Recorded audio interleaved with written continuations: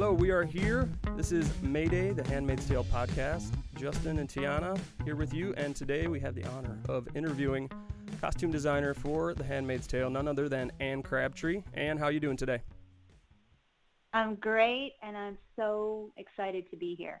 Thank you. Thank you for coming on the show. First you. thing we wanted to do, I talked to Tiana earlier, and I was like, first thing we have to do is congratulate you on the Emmy nomination. Yeah. Oh, man. Thank you so much. It's my first. It's my first. That's what I told her. Brother. That seems Isn't crazy. You've worked on so many huge movies and shows for costume design.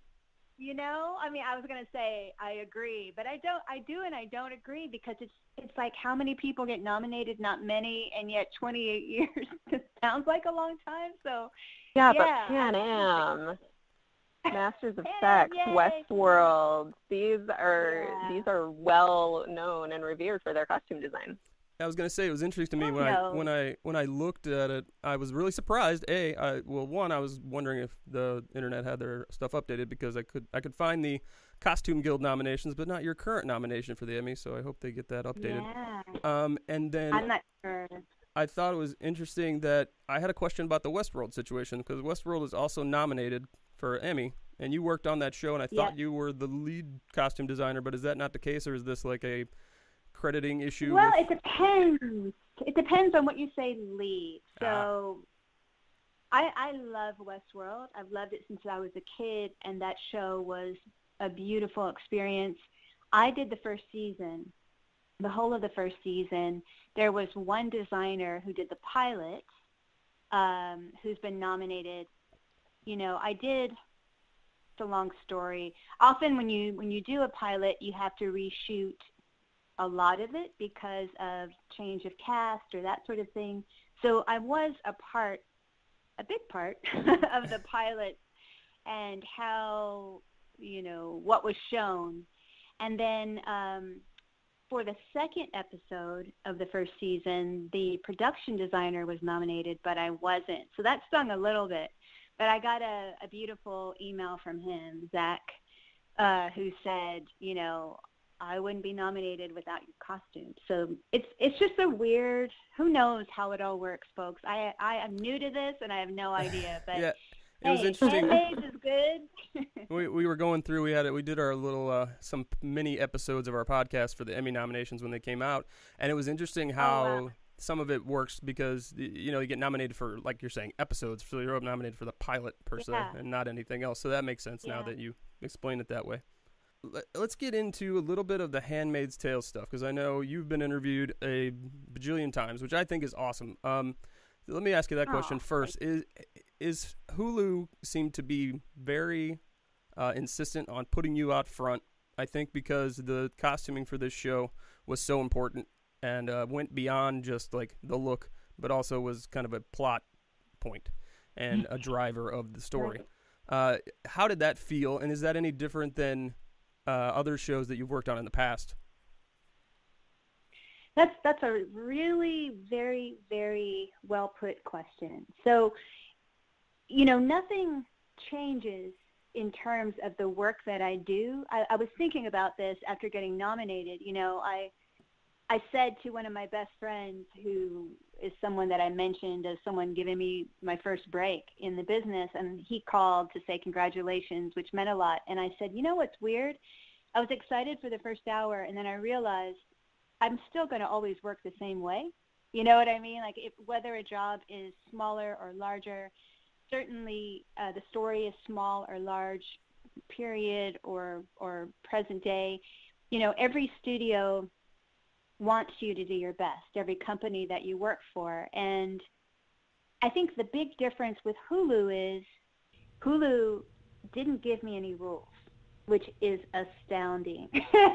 And neither did MGM. And I think that in and of itself takes away huge barriers to the mind and what is possible. And so that was a very different experience than anything I've ever experienced. I kept waiting, for the shoe to drop, as they always say. And I never heard anything. And finally, Bruce, I asked him quietly after this whirlwind of episodes, I said, man, I'm not hearing anything. Like, what the hell? What's going on? And he said, you know what, Anne, there's no notes. Except they want to know, I don't know if it was Hulu or MGM, the only note I got all year long was they want to know why we're not hiring, all size women. And he started laughing, and he's like, I had to tell them that you thought so long and hard about this handmaid's dress that it would fit any shape. And then I came out and told them, like, that is absolutely true. Like, I designed for curvy women like myself, but also it was an approach, because these people do not have a choice. Like, they're given one thing to wear for the rest of their lives for however long Gilead is lasting.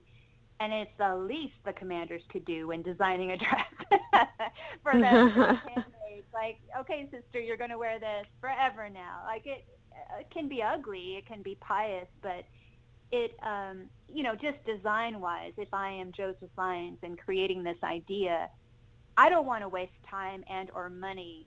They have neither in Gilead. And so good design is important even when it's for prison. You know what I mean? For imprisonment, you have to design succinctly so that it's lasting. Many people can wear it should one die, which unfortunately happens all the time. So yeah, that was my one and only note, and I had a good backup as Awesome. to the why. Wow. They were hugely supportive early on. Like, I remember talking to them maybe in, I started in July in Toronto last year. Probably in August, they were already talking about the importance of the costumes. And Bruce Miller, the show's creator, when I met him and Warren Littlefield in LA in May of last year, Bruce was so all about costumes, not just for The Handmaid's Tale, but in life. And I had never met a straight man, a straight male writer. I know this is terribly limiting of me to say, but it's really the truth. In 28 years, I had never met a straight male writer and creator who could talk at great length about costumes. And he even sort of mentioned specific costumes for both Caitlin Fitzgerald and Lizzie Kaplan, the other Lizzie, not Lizzie Moss, Lizzie Kaplan on Masters of Sex. And I thought, how does he know so much about clothes? And then I realized his biggest thing, because Bruce knows The Handmaid's Tale backwards and forwards. He's been, I think, grooming himself for this for, I don't know, over 20 years. It could be even 25. He's wanted to do this project, and rightfully so. He did an amazing job. They sat me down, Bruce and Warren, and said, this is very pivotal to the show, the look of this, and we don't want to do what's been done before, and we don't want to have a costume drama. And I basically wept for joy and said, I'm relieved, because you know how in Vegas they have a tell, which I always find psychologically very interesting. I have a tell. When I'm creating, when I'm designing, I cannot create falsely. And one thing I would be probably very bad at is designing specific to recreating the past verbatim. Like, I don't know what a fashion anthropologist might. Sure.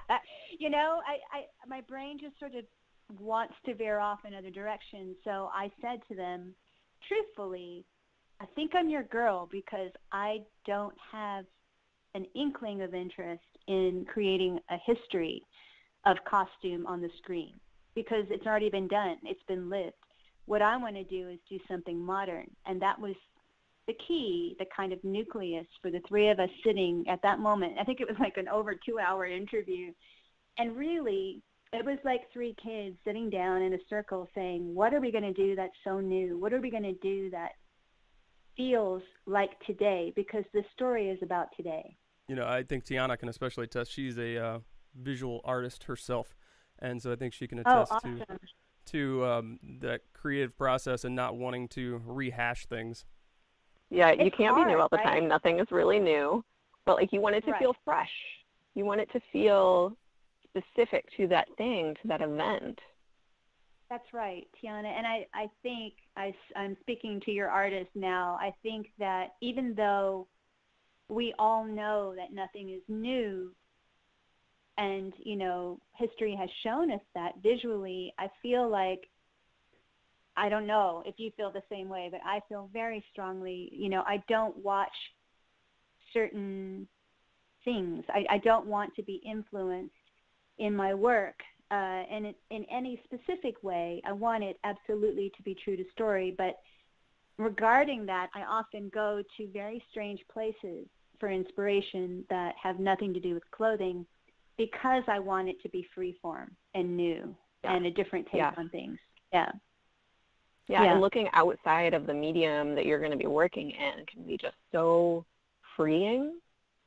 Oh, yeah. And that it introduces you to new shapes and textures that would never have entered your mind, ways that things can play off one another that just doesn't happen in your chosen medium, and therefore will be really fresh and new. The Handmaid's Tale is kind of a unique world situation for clothing where it's past now. So they have all the same materials and basic things that we have today, but it still needs to look so puritanical in comparison to what people would choose for themselves today. You were able to get extremely creative with that. Oh, that's really cool. Thank you.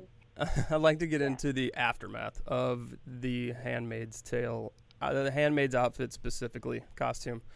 So what was and Hulu kind of at least precipitated this, or at least initiated it in a way, I think. They did all the marketing where they had the handmaids walking around New York prior to the show.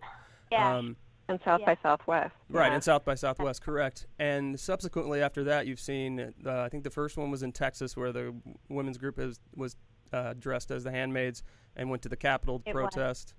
And then we've also got a group.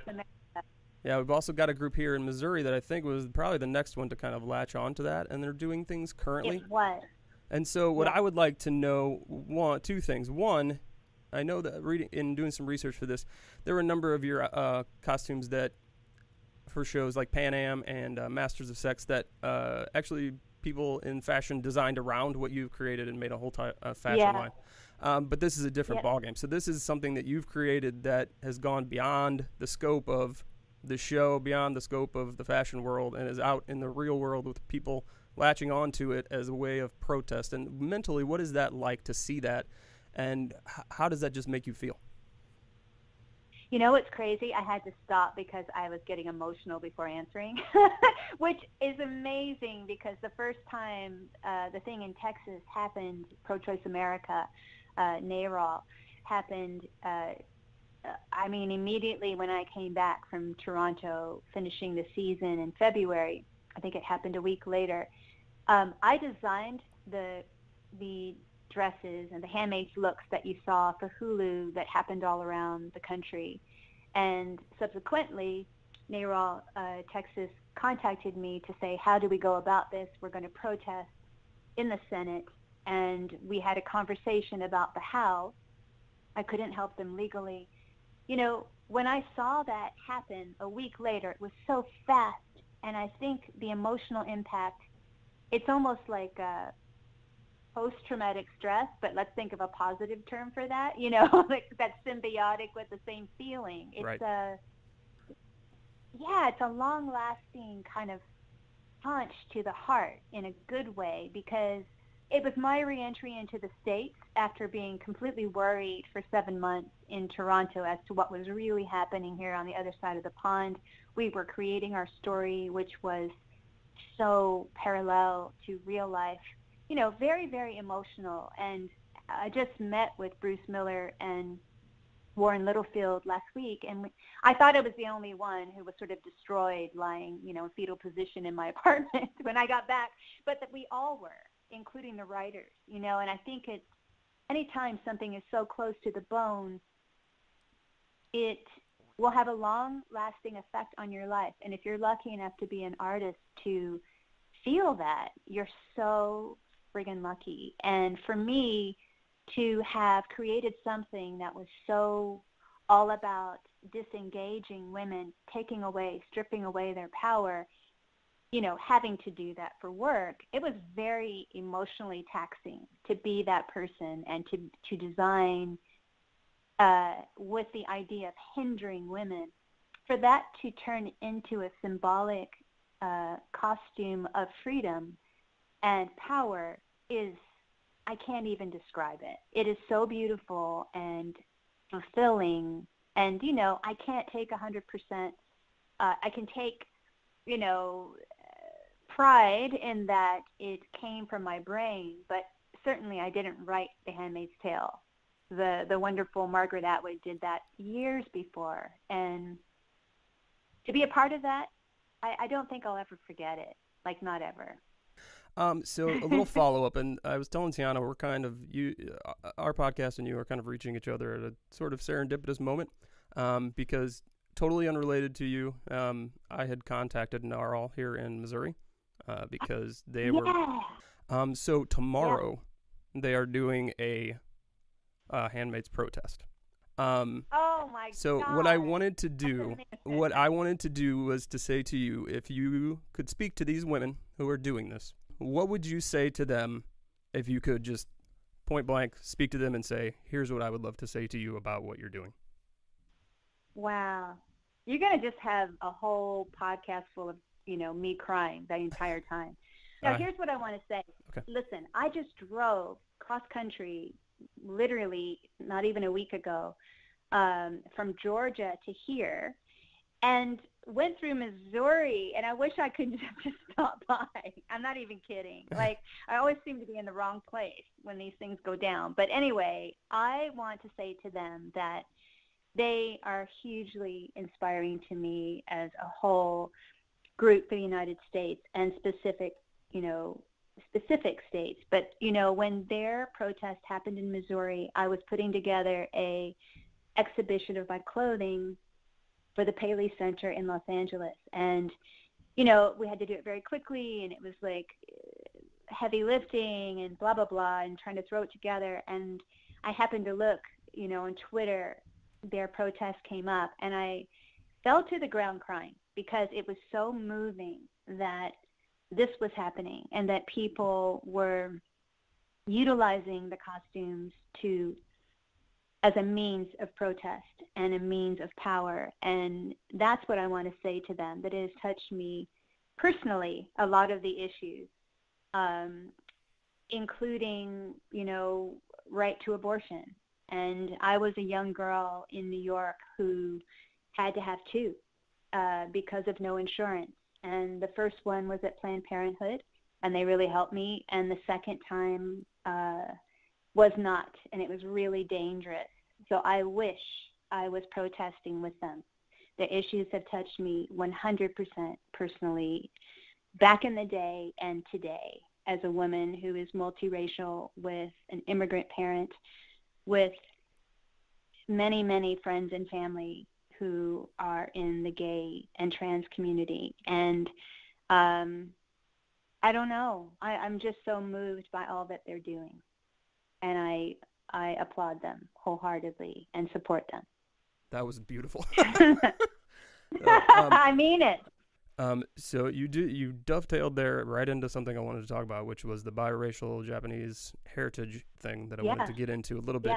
But before we do that, I have something that I've mentioned a number of times on the podcast when talking about the various costumes on the show.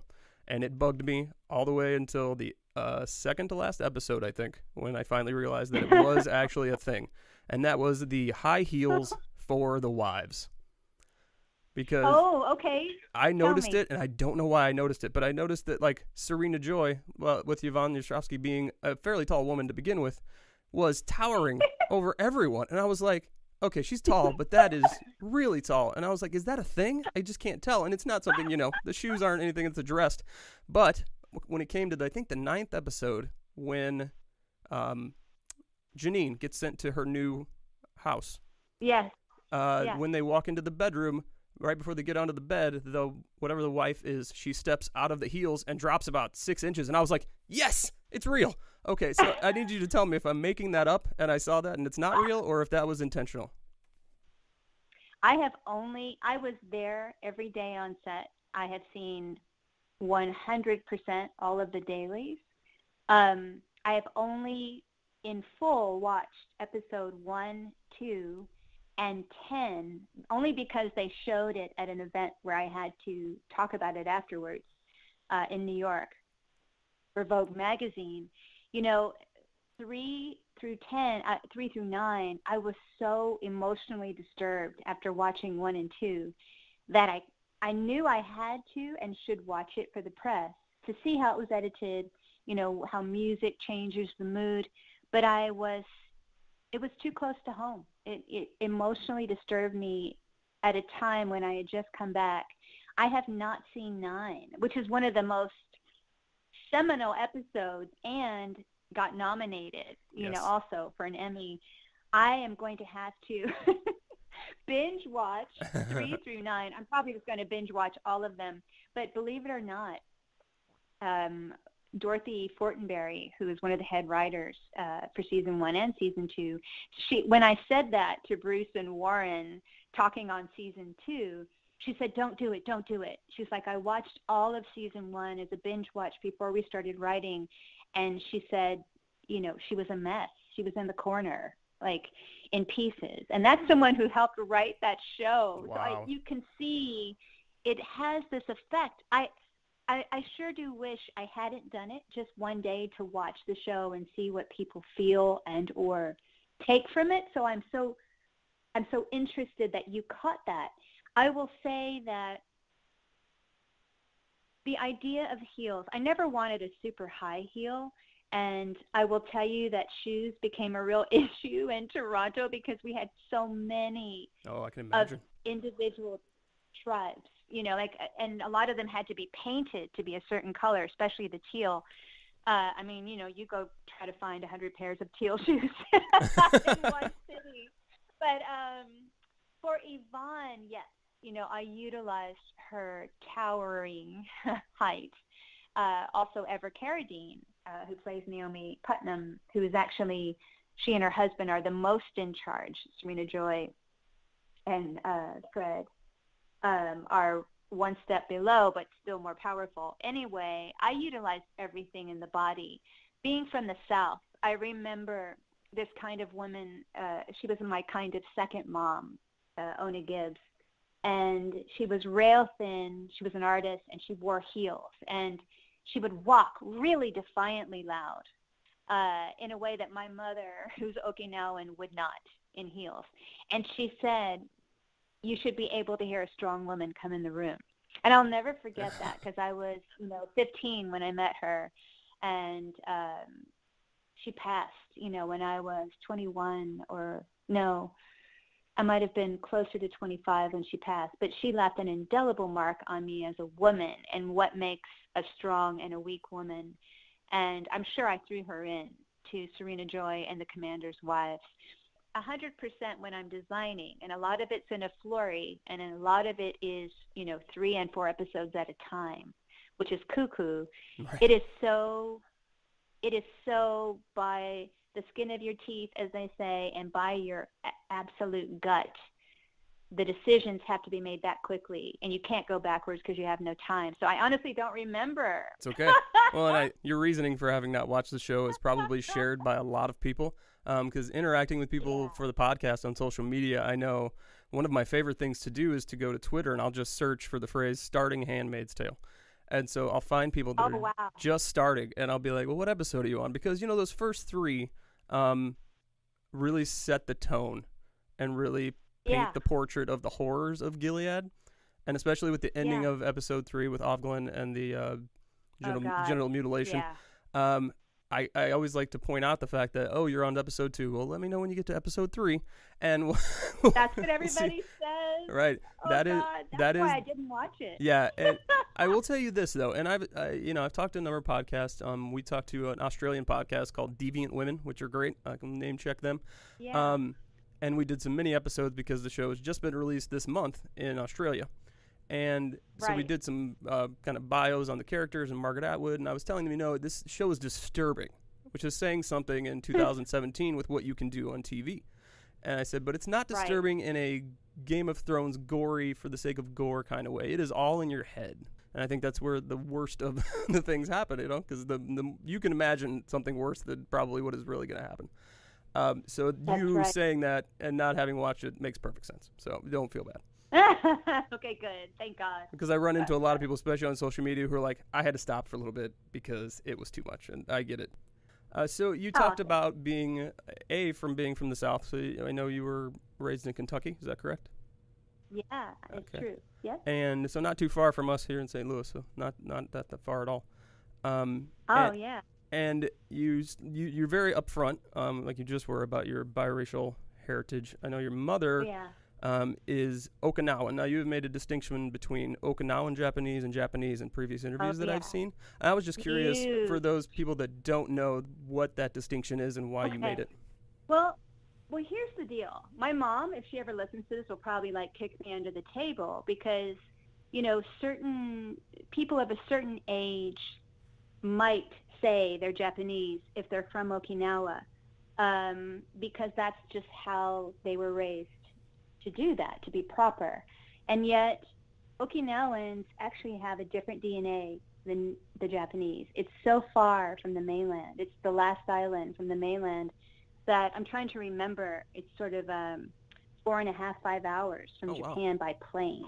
So you can imagine how far. I mean, they have probably more in common with, say, Taiwan, you know, than Japan. And the DNA thing actually just happened. I read this in the, you know, it's so remote. It's a tiny island. Obviously, there's a city, Naha, N-A-H-A, which is where my mother is from. But the DNA is closer to, what was it? In Peru. Really? The DNA is closer. I mean, that's kind of exciting and wild, you know, than with people in Japan. And so, you know, I now and forever will always say Okinawan because my grandmother spoke Okinawan. She did not speak Japanese, which says a lot. And I did read that online, so I was kind of investigating that because I was like, what is the distinction there? And oh, yeah. You know, I always say it like this. If you're thinking of the states, think of Puerto Rico and Guam, right? And Hawaii. They are the states, but they are so far that people have their own culture, their own language. In Okinawa, they actually had their own kingdom, the Ryukyu Kingdom, their own rulers, their own language, their own culture, huge culture that is still there. And Japan invaded them and actually made them change their ways. Like my grandmother had tattoos on her hands, and I'm probably going to get those tattoos because it was an indigenous culture. They believed that they could gain power through these tattoos, and it was considered sort of magic, which the Japanese did away with, right? Sure. Because they wanted people to follow them. And so, you know, we are an indigenous, you know, at least on my mother's side, family. And so I'm really proud of that. I am a brown Okinawan, you know, indigenous person. I am not a Japanese person. And I'm very proud of that. Excellent. And, you know, it's one of those things I latched onto it because Tiana, who we just spoke to, she's biracial as well. Her father is African-American, her mother is Caucasian. My wife, her grandparents, her grandmother was Japanese and her grandfather is Italian from the United States. Wow. So whenever I see something like that, I'm always very interested in that component of, you know, the Anne Crabtree DNA, so to speak. I have some curiosities as growing up back then. I know that, was it not as big of a deal back then? Because I know with the servicemen coming over, and a lot of them married people from over there, women from over there. So how was that back then, as opposed to how people would think it was? Again, Justin, I'll say, how many hours do you have? Like, I know it's a loaded question. Or a script that I would love to write because it's so unusual, and yet it's very it's kind of an everyman story for people who are immigrants or children of immigrants. You know, I'm 53. I just turned 53. And so my growing up time, I moved to Kentucky when I was 3. I was born in South Dakota. And a different time in Kentucky. You know, certainly my mother knew the other 4 or 5 half, they were all Japanese, half Japanese families that were in Kentucky, nearish Henderson, Kentucky, where I was from. They would all get together, you know, when they could have meals or whatever, hang out together, and their kids could see other kids that were half, right? Sure. But it was it was actually very violent and dangerous, to be honest with you. And that's not something I've talked about freely in the press, but I think it's important, and I'm starting to be very honest about it, because my father was in the service, you know, traveling. I'm an Army brat without the brat. We didn't travel with him. We stayed in Kentucky, which, you know, I may not have chosen for myself as a kid, and yet looking back as a 53-year-old, I think it really left an indelible mark on me in ways that are so different than most people. I think I wouldn't trade it for anything now, because it made me who I am and made me unusual in this industry. What I can bring to the table is very different than most, and I can identify with many in a different way. It was you know, the late 60s, early 70s, and listen, I lived in the projects from a very young age. Of course, we moved maybe 3 times to better neighborhoods each time, but we lived in Lawndale apartments, and I've said that to my high school. I started going back, talking to my high school, and a little girl came up to me. Not a little girl. She was a black young woman who was probably 15 or 14, crying at the end of my talk and was shaking. And I said, "Are you okay?" And she said, "You know, I just need a hug." So I hugged her, and she said, "You've helped me so much." Oh, I'm going to lose it. She said, I grew up a block away in a different, you know, set of projects next to Lawndale, and you've helped me so much by doing this talk. So, you know, there were race riots where I grew up. I, at 3 years old, stopped a race riot with the cops bringing me home, not knowing that that's what I was doing, because I was the only person during that. It wasn't a huge race riot, but it was at our projects, blacks on one side, whites on the other. Like, people were not living, you know, different races together in those projects. It was definitely a dividing line, and I must have been in between, you know. So I saw a lot. My mother was just trying to get gasoline with her 2 mixed kids and had guns pulled on her. Wow. You know, she was so fierce. I'm so impressed with my mother, because she hid that stuff so well. You know, she's 4'9". She is so tiny, but she is fucking formidable if you think about what she went through. And even as a single woman, forget it, but as a brown-skinned single woman in a tiny town that has never seen someone like her, that was really intense. And listen, I've had stuff happen with my little brother, going not exactly to that town, but on the outskirts of it, you know, 8 miles away, where they wouldn't serve. There was an older woman in a hamburger stand that is actually owned by a classmate of mine that I graduated with. Her family owns the chain of hamburger stands, and I'm not going to say the name, but that will do it. That will narrow it down, and it's so tiny. And there was an older white sort of grandmother at the back of the counter, and maybe 2 kids, and she saw myself and my brother and wouldn't serve it and went to the back, like took a break. And this was only 5 years ago or less.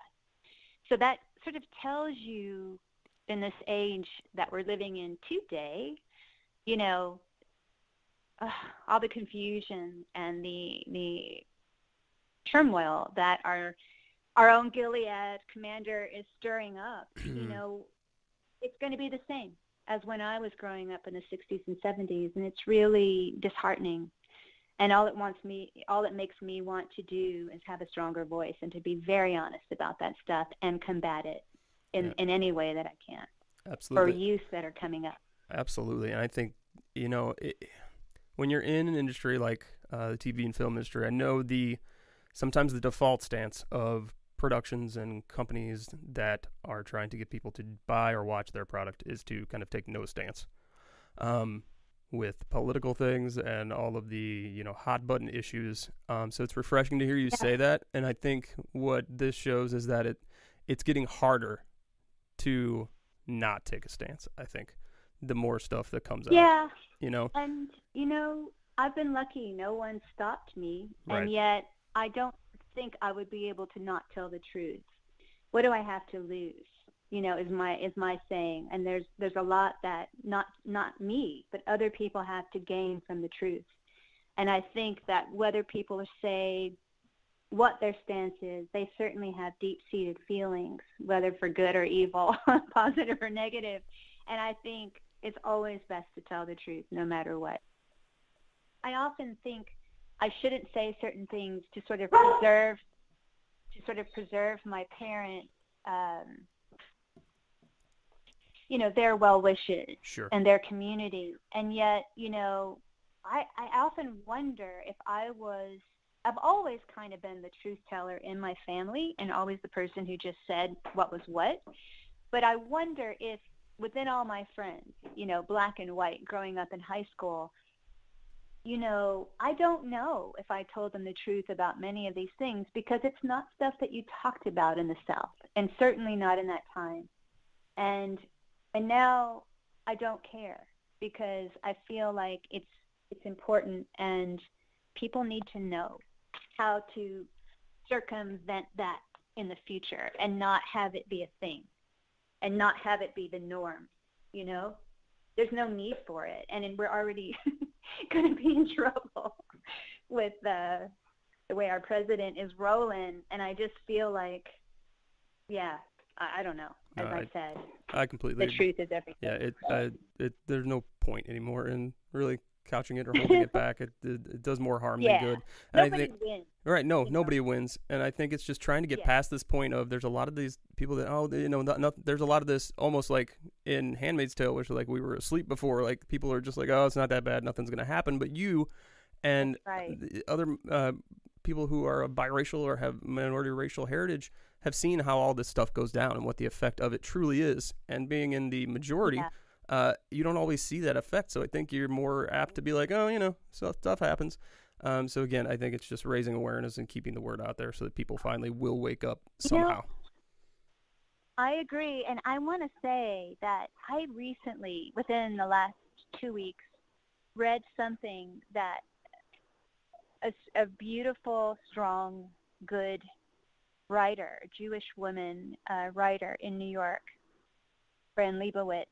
If you look her up, there's two amazing things that I tweeted, but she also, said them. She was saying it's not about understanding what it's like to be black in America. It's about understanding what it's like to be white. And I'm paraphrasing her now, but it's not about leveling the playing field. It's about understanding that the playing field was created by white people. So you have to have an additional awareness of what it takes for people to get where they are, whether it's in the industry or in life, wherever, for people of color. It took a lot more to get there. And I think that's a really helpful quote by someone who is, Jewish, white and Jewish, and a woman who, it was a very resonant thing to say and quite honest.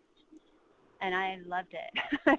Yeah, I had seen that you tweeted that out, and I thought that very succinctly said exactly what I think needs to be said in this day and age. Man.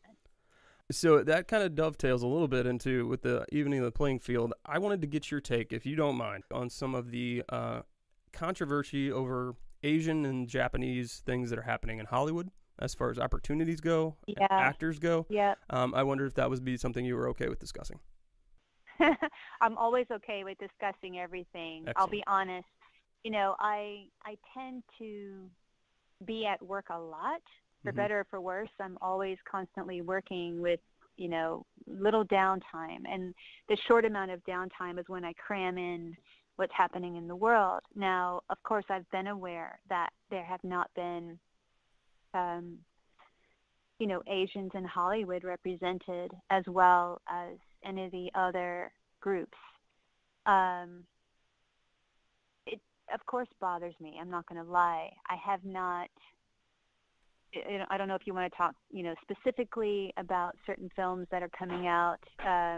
Well, the direction I was going here, I have a little bit of an outline. So I saw one thing, just doing the research on this, because it was kind of something interesting that I thought we could explore. Yeah. CNN had a very interesting headline, kind of an attention grabber, that talked about the lack of diverse roles for Asian actors and actresses in Hollywood, and they called it Beyond Nerds and Ninjas, which was a very interesting way to put it, and kind of encompasses, Beyond what? Beyond Nerds and Ninjas, which I think they're saying that, oh, God. there's these stereotypical roles that Asian actors tend to get pigeonholed as. Yeah. So there's a number of things going on beyond just the opportunities. There's the whitewashing issue with some of the films that have recently come out. Like there was Tilda Swinton with Doctor Strange, Matt Damon doing the Great Wall movie. I made a list because I needed to for myself of some improvements, because I think there have been some marginal improvements with Fresh Off the Boat, which is a great show. If you've ever watched that. I know the big thing that's coming up is this Crazy Rich Asians, which is a very successful novel that is being adapted into a movie. Is it? Yeah. It's like a bestseller. I want to preface with, I am probably the most boring interview because I don't see anything until years later. I'm always behind, and I never turn on the TV. How about that for growth in terms of working in the industry, but never seeing anything. And so I've never seen Fresh Off the Boat. I've heard that it's amazing writing and great, premise. But I have not seen the Tilda Swinton thing. Killed me because she's sort of a personal icon for me. I adore her, and it was a bit sad. But I thought, well, I'm probably not going to see the film, and so listen, I'm going to write those shows. There you go. I am, and I mean, I really am. And if I can't, let me go back inside. It's too loud. If I can't write them, then I'll figure out how to help, get them shown. But it's like, before I finish work, which, Okinawans live till they're past 100. So I've got about 50 more years. I'm going to figure it out. I'm going to figure it out, Justin. Yeah, I think we, when we did, as I mentioned, we did some of the Emmy nomination reaction stuff, and we got into a whole conversation about this genre shows, more or less, being more upfront now, like, Westworld and Stranger Things, the opportunity that there is to release things more freely and create and not have to be constrained to the studio Hollywood machine as much. I think that is how these things are going to change, is the people that want to get them made, making them and making them well. Yeah. And I think there's more opportunity to do that now than ever. With the Crazy Rich Asians thing, the thing I found out about that, so it is a completely Asian cast. It is being produced by a major Hollywood studio, and it is a completely Asian cast, which I thought I read a number of weeks ago that it was the first one that was completely Asian, but what I read today was that the Joy Luck Club is the last movie that was an all-Asian cast, and that was in 1993. Oh, I know. Don't think I don't know. I get it. That's like I've. I mean, listen, that's like that film is like one that I will always go back to, like my dirty little secret, for like crying and like all Asian, blah blah blah. But it's like, I know that, and that is wrong. But we can figure it out. We still got time. I like your attitude. So There is at some point you get tired of talking about it, even though I think it's important to bring attention to it, because I think a lot of people just. There have been more opportunities, and it's gotten better. I'm not saying it hasn't gotten better, but it's. You got to do a whole nother podcast, Justin, with me and whoever else we can think of, talking about this. Because first of all, I want to figure out which studio is doing that, because I'm going to applaud them. But also, Asians. I mean, like, I've read great articles about this, and I can count them on both hands, and that's it, in terms of articles which spoke to me about the current state of why there are not more Asians represented. And, I think it honestly comes down to really simple stuff. And I think it's because we're a quiet cultural group. We know, this cliche, perhaps, immigrant mentality of going in and working our asses off and working harder than other people to get ahead. You know, like the Asian work ethic is cliche but true. Sure. And certainly something my mother instilled. My mother's still working, and she's 80. Wow. And you know, my middle name, she gave me the middle name of work. So I'm kidding, but I mean, like, I love working, and so, you know, I think we're the most, you know, on paper only benign for people of color that can be scooped under the rug. People don't have to notice because maybe we won't make a fuss. And I'm being, you know, other people talking about us right now. And, you know, sometimes it gets frustrating reading people, you know, criticism of Hollywood with the Black issues that are happening. And yet, listen, they have been quite verbal, especially recently, but for way longer than Asians. So, like, we got to get on board and actually start telling the truth and not be passive and not be, you know, quietly moving along without saying the truth. And I would love to be a part of that podcast. I will help you organize that. Well, I would definitely look into that. I appreciate you being behind that if it happens. Just to give you asked who was producing the Crazy Rich Asians movie. It is Warner Brothers is the distributor. The production companies are Color Force, SK Global, and Warner Brothers. That is who is doing. Okay. So there you go. So give a little kudos to them. I did ask some of our people when we were online, asked for some social media questions. So the vast majority of what people want to know, I think, and you're gonna have to be very creative with your words here. Season 2.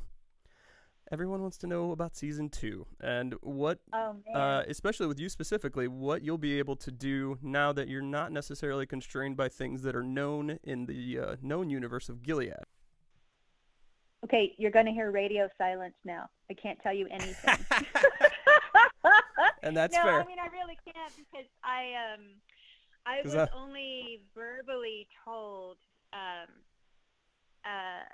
kind of overview by Bruce. I went to the writer's room last week, and all I can say is that, and this is trying hard not to let you guys down, it's, you know, it is incredibly thrilling and exciting, and it won't be all 100% new, but there will be many new environs to explore that will take us in very dramatic places across the board for all the characters. And I am very excited by all of that. I have to say, I have to give a shout out to one of my best friends in the whole world, who's also my brother. I call him my brother. He's that close, is Mark White, who is the new production designer of The Handmaid's Tale. And I asked them to look at him as a potential candidate, and they said yes to him.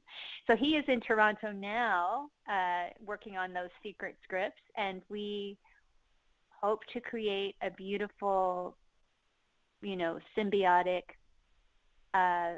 world for you guys. Of course, Gilead is still there. It's, you know, it's a story about Gilead, but there will be adventures aplenty, 100%, I assure you. Don't go anywhere. Excellent. Very cool. Yeah, I figured it was going to be limited to what you could tell us, if anything at all, so I appreciate you giving what you gave us. Listen, I mean, I can't lie. Like, I don't have the actual story. I just have an overview. So I'd be lying if I said I have the actual story. Well, we appreciate you not lying to us. Honesty is fantastic. So before we go, so as a woman working her way in Hollywood, what advice, if any, could you give to other costume designers, women and girls, even, you know, men that are coming up through this industry? Because obviously it's probably, the film industry historically and stereotypically is a hard slog for even the best of people. So what kind of advice could you give any aspiring people? And I will give a little bit of shout out. I have a director that is doing a film that Madeline Brewer and Ann Dowd are starring in. And it's a movie called Hedgehog, and she said, our costume designer loves Anne Crabtree and is like inspired by her. So I told her I would name check her. That is Victoria Cameron. She was the costume designer on this film called Hedgehog, which will be coming out, that I've watched. It's fantastic with Madeline Brewer and Ann Dowd. So give us... Yeah, Ann Dowd is I'm in sorry, it. who She was the other? Madeline Brewer, who played Janine, and then Oh Ann yeah. Dowd. Oh Yeah, yeah. they're Okay, I they're the heard stars. about It's a independent picture, and we did an interview with the director. She let me watch Yeah. it, and we got a screener of it. And Janine or Madeline Brewer's performance is outstanding, and Ann Dowd, as always, is Oh, amazing. So we're really excited well, about I that. love them. Oh, that's great. So advice, yeah, I mean, this is advice to everybody, male, female, young, old, people of color. The biggest thing I want to say is do not give up and do not take no for an answer. That's coming from a person who was told no so many times. I mean, far beyond, way before trying to be a costume designer, just trying to be a creative person in a little town and having no means. Like, no was a pretty big word that I heard all the time. And I'm surprised that it didn't stop me, but somehow, thank God, it didn't. And, try to find people that can inspire you in little and big ways, because without having sort of folks that you want to be like, and they don't even have to be people that are in your neighborhood. They can be folks that are in books. I read lots of books about designers somehow. I don't know why. Maybe I knew, but I read about Coco Chanel, who I identified with because she was this, not that I was an orphan, but an orphan in France, who came from nothing. I think try to find inspirational people and stories that lift you and elevate you to a place that is beyond seemingly impervious walls, and keep dreaming and keep, just don't keep yourself in a box. It's easy for the world to put you there, and it's easy to put yourself there. And I've certainly done that, my own share of that as well. But I would say the never give up part is to keep moving forward in the direction that feels like your direction, your own. Don't try to mimic anyone, which is hard these days. And don't try to go on social media and be very glossy as an image, because I think all of that is going to go to the wayside someday soon. I think be as authentic as you can and be as learned as you can. Try to get a really good education, because that has I didn't finish my education, I want to say, but the life education and the schooling that I did get have served me so well in this industry, and they've certainly have all given me a voice that is quite unique. Study things like art history and Shakespeare, which is how I came to be a designer in a very sort of roundabout way. Finding your own way and creating your own voice is the one thing that's going to take you to a place that is uniquely yours. Certainly, projects like The Handmaid's Tale, like Westworld, like Luck, Masters of Sex, stories that are very well written, where there are intelligent, creative people involved. They will recognize your gift if you're prepared and you're ready to work hard. That's kind of my pat advice to anybody who's interested in doing this. And not being lazy and working hard. And for 28 years, I've given an extra day of work. I don't know how much money that adds up to, but it doesn't matter. Mm-hmm. I always throw in a 6th day of work for free, because that is the most quiet, inspiring day where I get most of the sketching done or the mental process done. You have to be able to give to this work in order to succeed. You can't just dial it in. You can't be lazy. You can't get other folks to do it. And you have to invest intellectually, emotionally, and even physically into the work, or else you might as well just get a desk job, I love it. Last thing, I want to give you the chance to talk about anything else that you're doing. I know you're working on The Passage, a TV show that is coming out for Fox, I believe. Yeah, it's Fox, and it's with Ridley Scott's company, Scott Free, and I just did the pilot, so that's what I was doing in Georgia, and it's a trilogy. The Passage is the first one, by Justin Cronin, and I've heard that they're hugely successful. Many kids and adults are huge fans of the book and books, and it was really cool.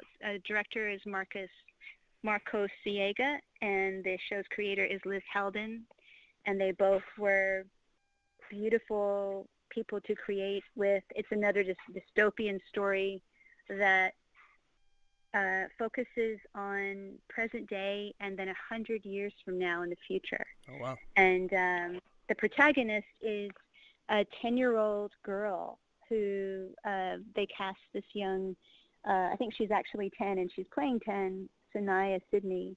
She's the protagonist, and also Mark Paul Gosselaar? Yeah, is the other lead.